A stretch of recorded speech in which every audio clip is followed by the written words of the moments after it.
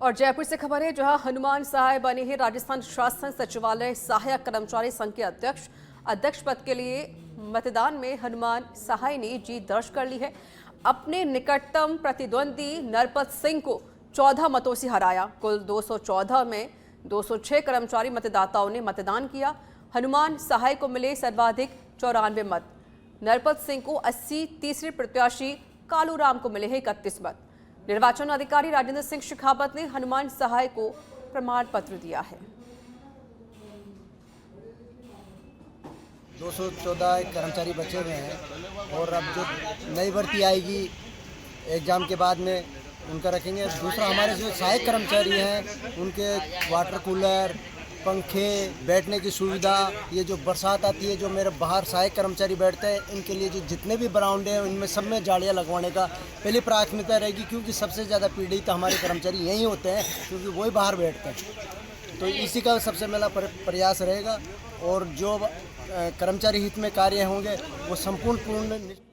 और इस बीच बड़ी खबर है श्रीगंगानगर से, जहां गंगा नहर में पूरे सिंचाई पानी की मांग क्रमिक अनशन पर बैठे हुए हैं। एमएलए भूपेंद्र सिंह कुनर सहित किसानों का चेकअप हुआ। डॉक्टरों ने बीपी सहित सेहत से संबंधित चेकअप किए हैं।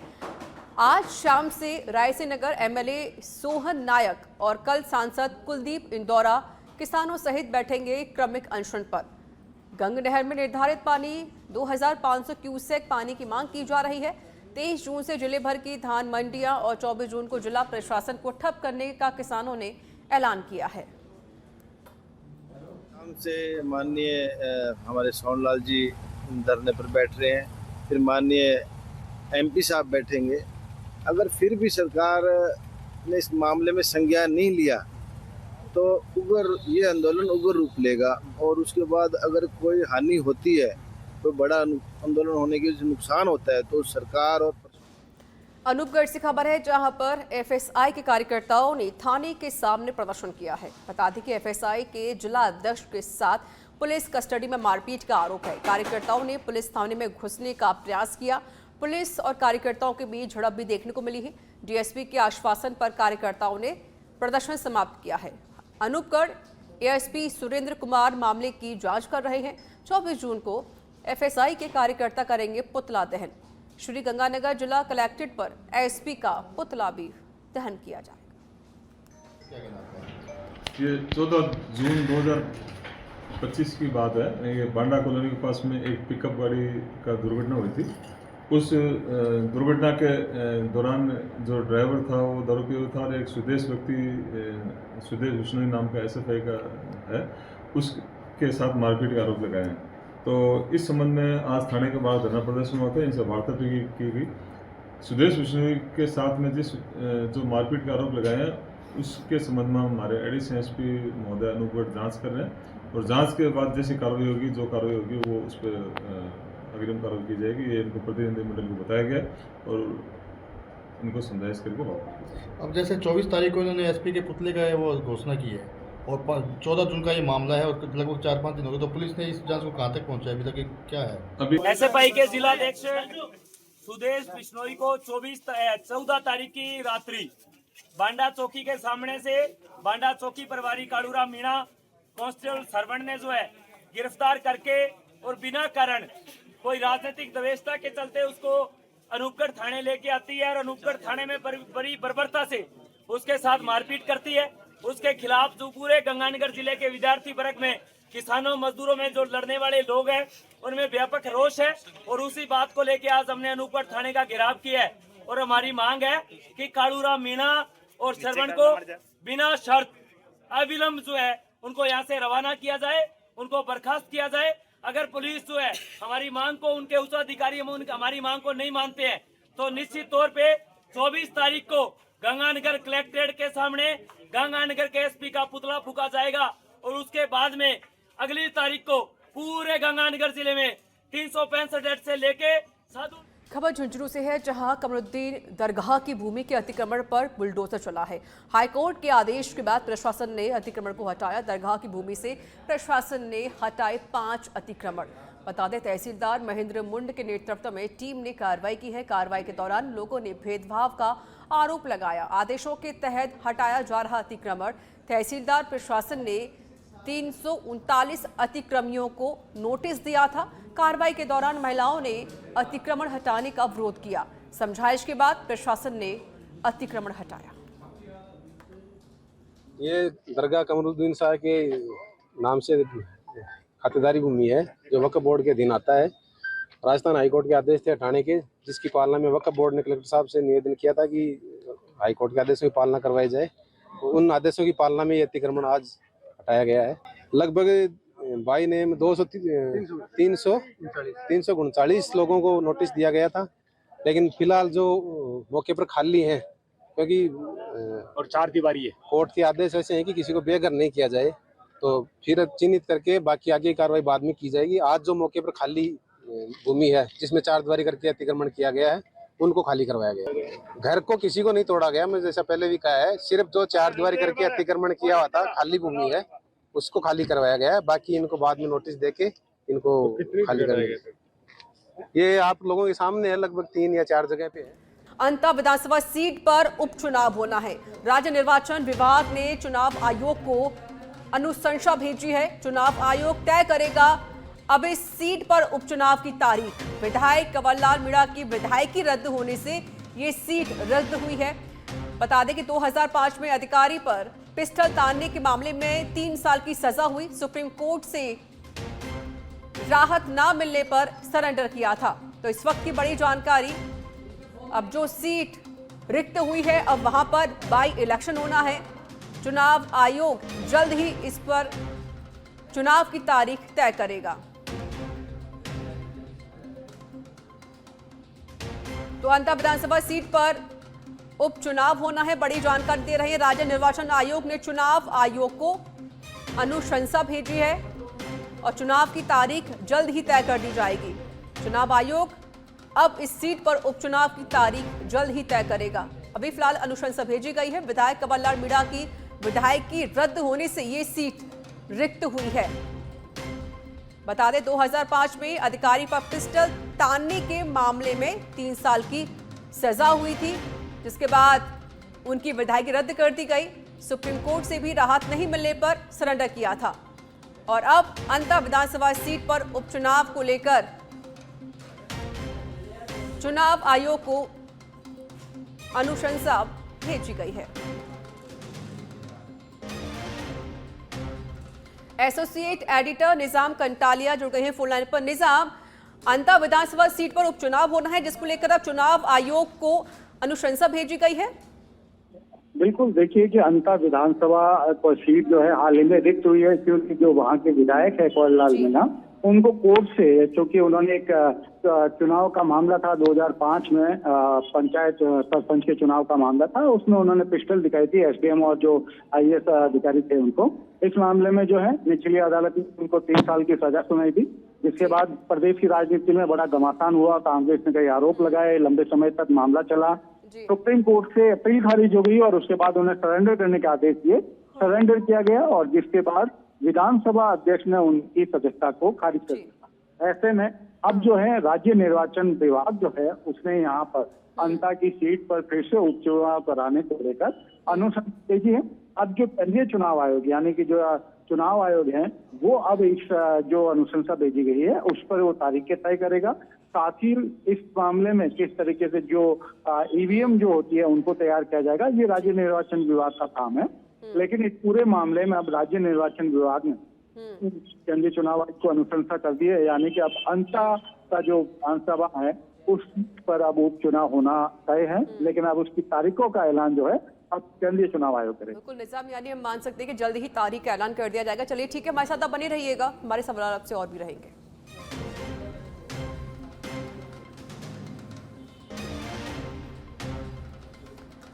और resident doctor Rakesh Vishnoi suicide मामला सामने आया। बता दें कि सरकार की ओर से परिजनों को वार्ता का संदेश दिया गया है। आज शाम को हो सकती है परिजन और प्रशासन के बीच वार्ता। परिजन और डेलीगेशन के बीच आज शाम वार्ता की संभावना है।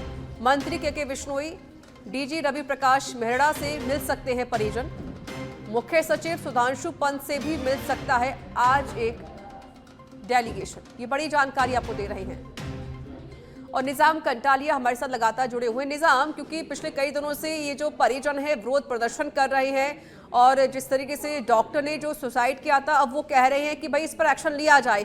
अभी और क्या अपडेट इस पूरे मामले को लेकर मिल पा रही है निजाम? देखिए कि रेजिडेंट डॉक्टर की सुसाइड के मामले में अब मामला थोड़ा गहराता जाता है, इसलिए भी कि आज ही देखिए कि अभी कुछ देर पहले ही जोधपुर में रेजिडेंट डॉक्टरों ने हड़ताल की घोषणा कर दी है।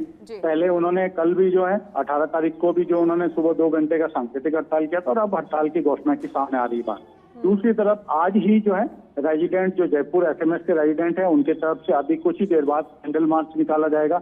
और तीसरी तरफ देखिए तो पिछले 3 दिन से लगातार अगर कहें तो सांसद नागौर के सांसद हनुमान बेनीवाल मौके पर धरने पर पहुंचते हैं। दिन में एक बार कम से कम वो आ रहे हैं। आज भी जो दोपहर को पहुंचे थे और आज जिस तरीके से उन्होंने ऐलान किया कि कल वो मुख्यमंत्री आवास का घेराव करेंगे, इसके साथ ही जो लगातार दबाव बनता जा रहा है। तीसरी तरफ अब जो बिश्नोई समाज है उनके भी एक डेलीगेशन जो है जोधपुर से एक डेलीगेशन जयपुर पहुंचा है।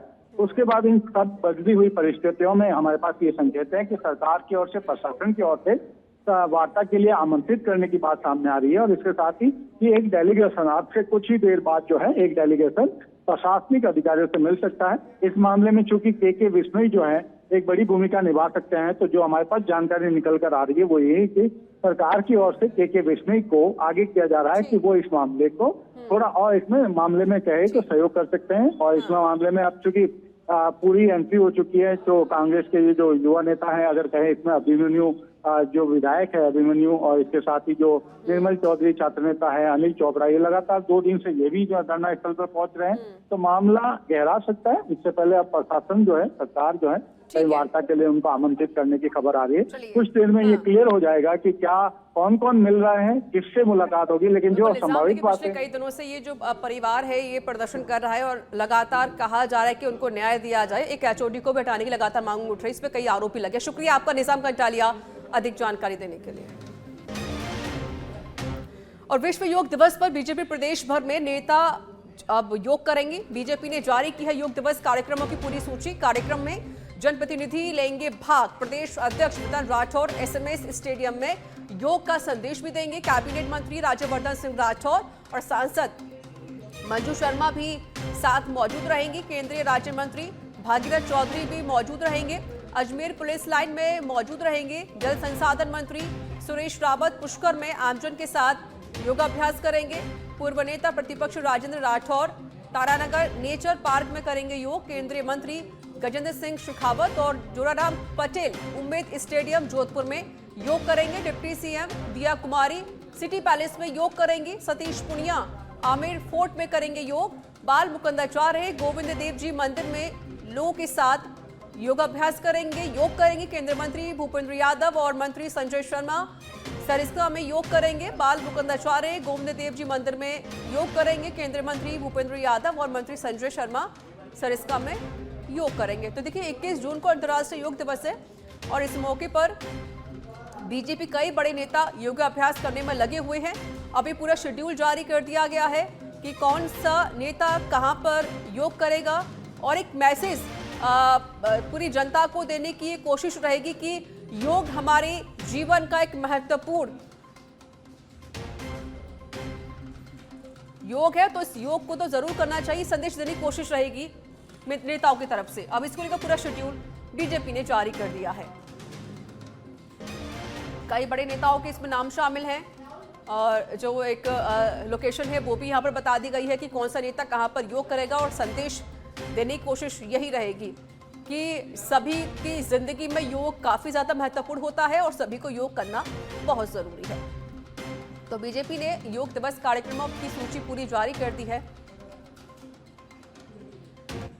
और पॉलिटिकल एडिटर लाल सिंह फौजदार हमारे साथ जुड़ गए हैं फोन लाइन पर। लाल सिंह, 21 जून को अंतर्राष्ट्रीय योग दिवस है और इस मौके पर अब बीजेपी भी संदेश देने की कोशिश करेगी कि भाई योग बहुत जरूरी है सभी के जीवन में। अब पूरा शेड्यूल योग को लेकर जारी कर दिया है लाल सिंह।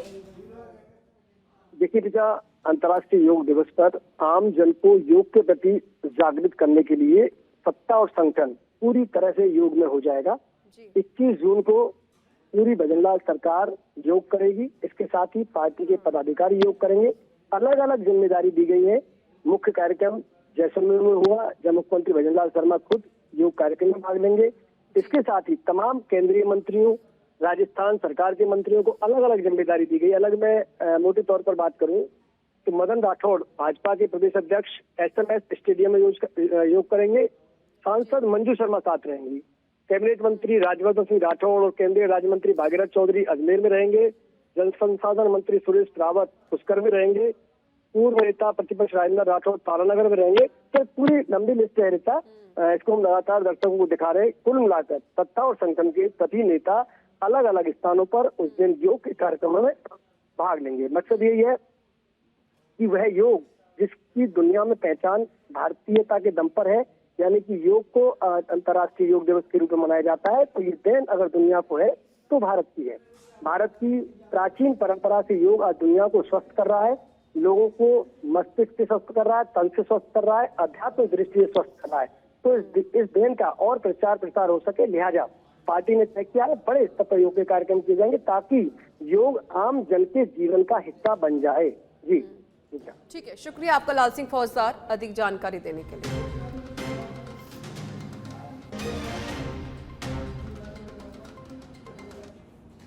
वंदे गंगा जल संरक्षण जन अभियान के तहत प्रदेश भर में जगह जगह कार्यक्रम हो रहे हैं और इसी को लेकर गृह राज्य मंत्री जवाहर सिंह बैडम से सच पे धड़क के पॉलिटिकल एडिटर लाल सिंह फौजदार ने खास बातचीत की है।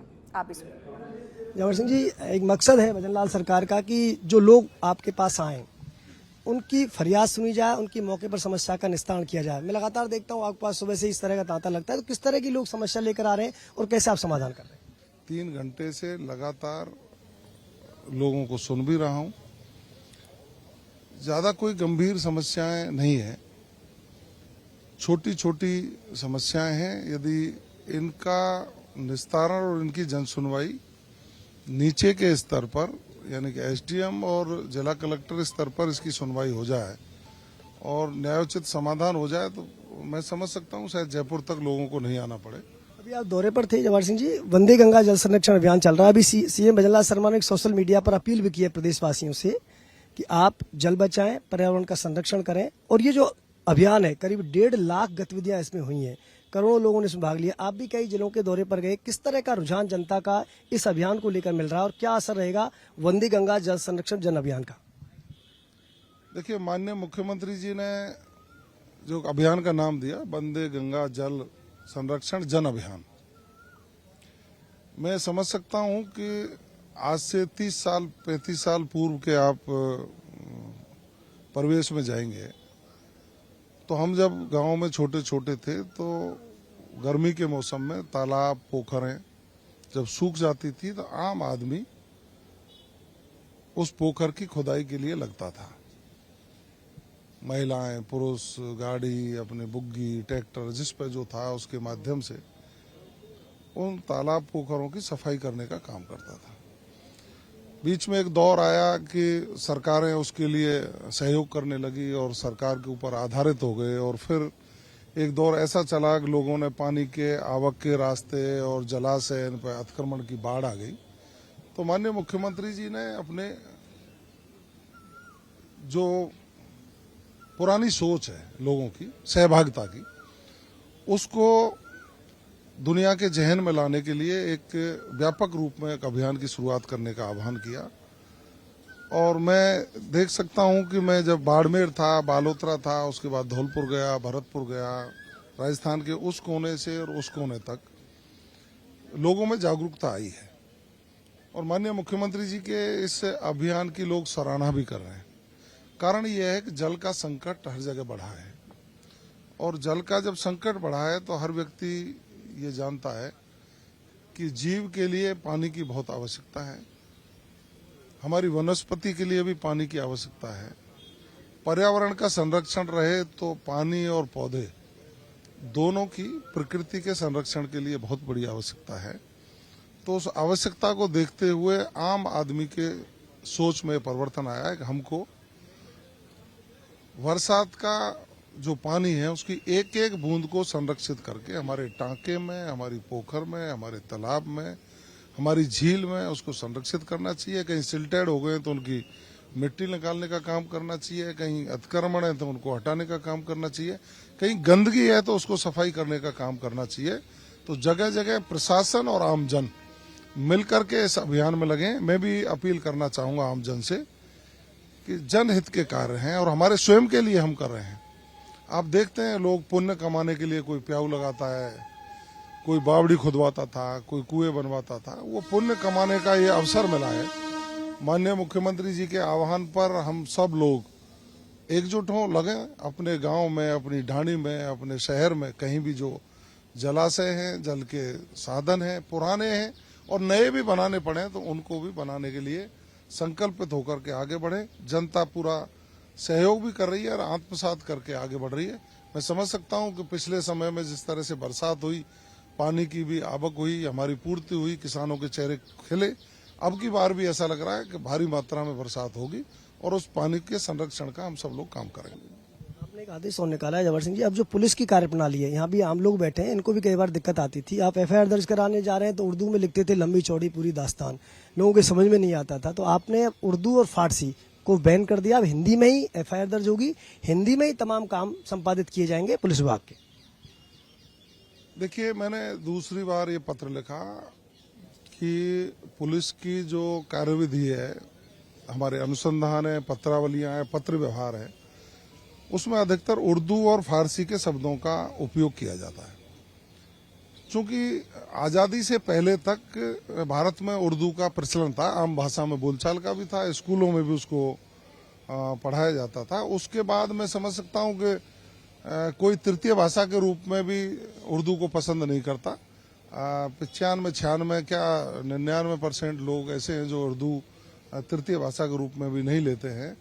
तो जो हमारे डायरेक्ट सिलेक्शन है, हमारे सब इंस्पेक्टर हैं, आरपीएस हैं, आईपीएस हैं, या हमारे जो एएसआई बनते हैं, हेड कांस्टेबल बनते हैं, उनको दिक्कत आती है उर्दू भाषा के शब्दों के अर्थ को निकालने में।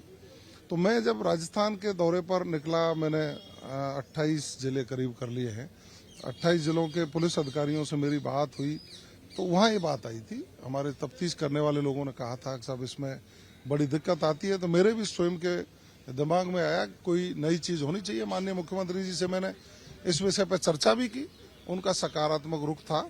तो मैंने एक डीजी को पत्र लिखा है कि ऐसे शब्दों का चिन्हीकरण करें जो उर्दू के हैं और फारसी के हैं, जिनका उपयोग हमारी तफ्तीश में, पत्र व्यवहार में, पत्रावलियों में।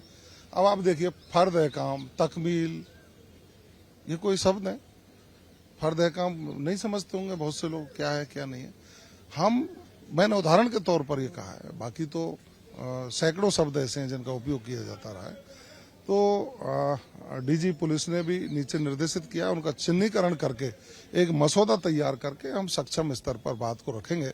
और मेरा प्रयास है कि पुलिस के कार्यविधि, संचालन और उनके पत्र, परिपत्र, अनुसंधान, पत्रावलियों में उर्दू और फारसी के शब्दों का प्रयोग बंद होकर के शुद्ध हिंदी के शब्दों का प्रयोग किया जाए। ये थे जवाहर सिंह बेडम, जिनसे हमने तमाम विषयों पर बात की और उन्होंने अपनी बेबाकी से बात रखी। वीडियो जर्नलिस्ट हरिशंकर त्यागी के साथ लाल सिंह फौजदार, सच बेधड़क, जयपुर। जयपुर में लोकसभा में नेता राहुल गांधी जी के जन्मदिवस के अवसर पर एनएसयूआई प्रदेश अध्यक्ष विनोद जाखड़ के नेतृत्व में एक विशेष कार्यक्रम का आयोजन किया गया।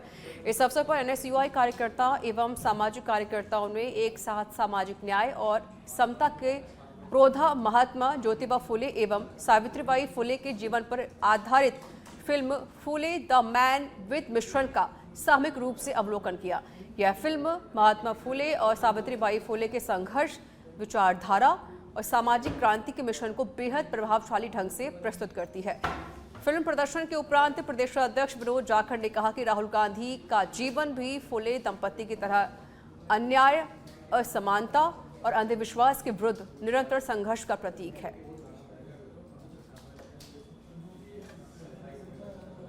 खबर भीलवाड़ा के मांडलगढ़ से है, जहां काछोला के पास 16वीं सदी की ऐतिहासिक महत्व की 4 मंजिला भिनाय की बावड़ी के जीर्णोद्धार के लिए कैबिनेट मंत्री जोराराम कुमावत ने जिला कलेक्टर को कार्य योजना बनाकर विकसित करने के निर्देश दिए हैं।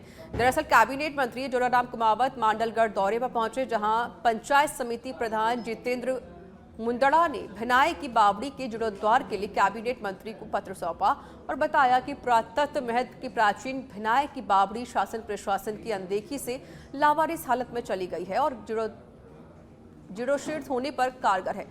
बावड़ी को चारों ओर से खनन माफिया ने अपने कब्जे में ले रखा है, जिसके बाद मंत्री ने जिला कलेक्टर को जीर्णोद्धार के लिए कार्य योजना बनाने के निर्देश दिए। साथ ही प्राचीन तालाब एनीकट से भी अतिक्रमण हटाने के निर्देश दे दिए गए हैं। किया है कि गांव में जहां जहां पर तालाब खोदे हुए हैं उनके ऊपर किसी तरह का अतिक्रमण है तो वो चिन्हित करके उन्हें तुरंत हटाए। कई बावड़िया है जिनके ऊपर कोई अतिक्रमण है, कई एनीकट है, कई और भी जल स्रोत है जो पीने के पानी में उपयोगी साबित हो सकते हैं, उनके ऊपर कोई नाडिया है, उनके ऊपर किसी तरह का अतिक्रमण है तो उनको चिन्हित करके उनको तुरंत हटाए। और वहां पर है ना पानी की आवक उन स्रोतों में कैसे बढ़े, कई स्रोत पानी की आवक वहां किसी ने बीच में रोक रखी है, किसी ने बाधित कर रखी है, तो जिससे वो तालाब खाली रह जाते हैं, वो एनीकट खाली रह जाता है। तो वो जो बाधित चीज है उनको भी है ना चेक करके उनको भी हटाए जिससे वो तालाब सारे भर सके